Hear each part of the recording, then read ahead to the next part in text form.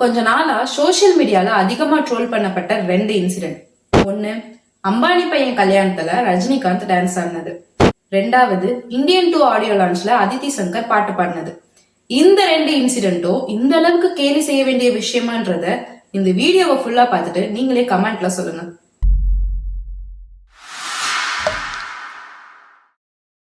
First, அம்பானியோட பையன் கல்யாணத்துக்கு Rajinikanth dance ஆடினது.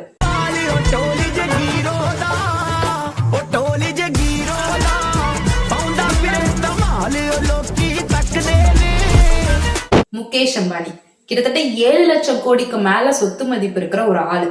அவரோட பையன் கல்யாணத்துக்கு வெறும் 5000 கோடி செலவு பண்றாரு. அதாவது அவரோட சொத்து மதிப்புல இருந்து வெறும் 0.5% தான் செலவு பண்றாரு.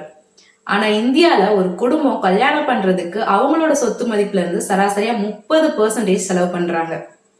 இத கம்பேர் பண்ணும்போது அம்பானி வீட்டு கல்யாணம் எளிமையான கல்யாணம் தான்.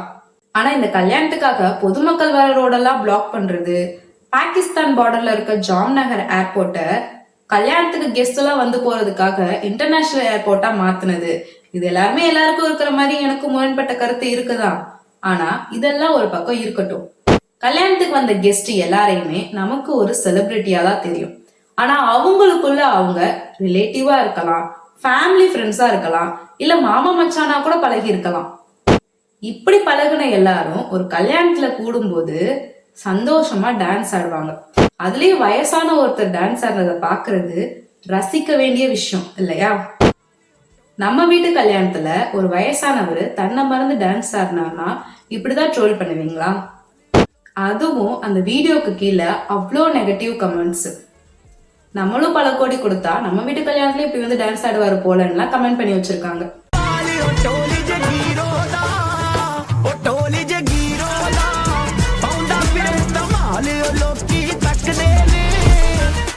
செகண்ட், இந்தியன் 2 ஆடியோ லான்ச்ல அதித்தி சங்கர் பாட்டு பாடினது.